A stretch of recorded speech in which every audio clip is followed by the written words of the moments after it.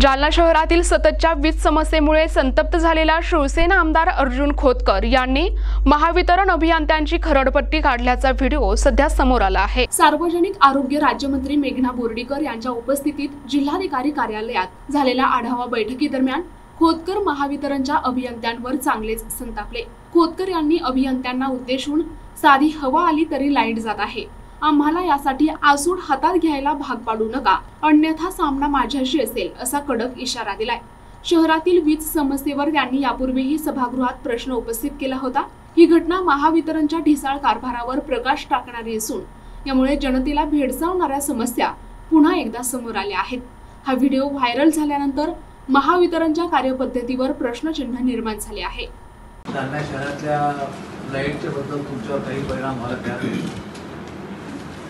खरं तर या खात्याचे मंत्री म्हणून राज्याचे मुख्यमंत्री आहेत माननीय देवेंद्रजी आणि राज्यमंत्री म्हणून ताई आहेत।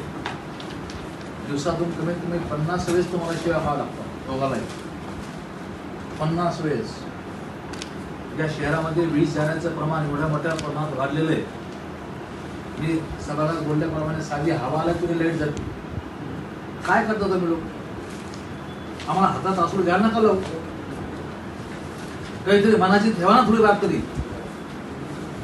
20-20दा लाईट जाते, झोपा काढतात तुम्ही लोक।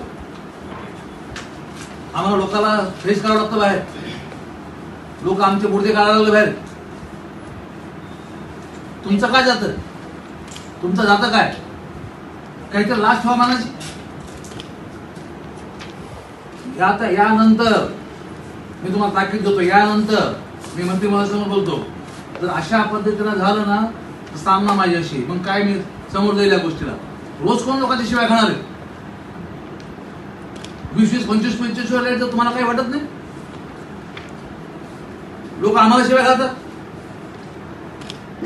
तुमचे इतर कारभार काढायचे का? मी काय चाललं ते